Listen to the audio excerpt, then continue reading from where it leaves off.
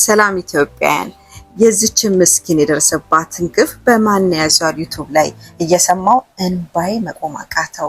በእውነት በኢትዮጵያ ውስጥ የህግ አካል የለም? የሴቶች ጉዳይስ? በህይወቴ እንደዚህ አሳዛኝ ግፍ የደረሰባት ልጅ አይቼም ሰምቼም አላውቅም።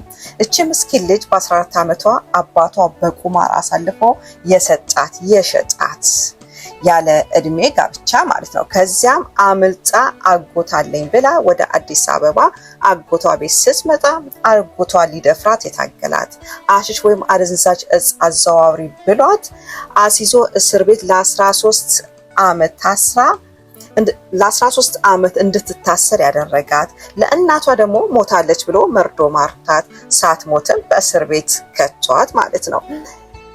በምረትም 3 ዓመት ታስራ ተፈታች። ከዚያ ደግሞ አክስታለኝ ብላ አክስቷ ቤት ስትገባ አክስቷ ወደ ዱባይ ልካት ለማሳጅ ቤት ሸጠቻት። በዱባይም ይቺ ምስኪን ልጅ መስራት አልቻለችም። በህመም ምክንያት ተመልሳ ወደ አክስቷ ቤት፣ ምክንያቱም ሜጃ የላትምና።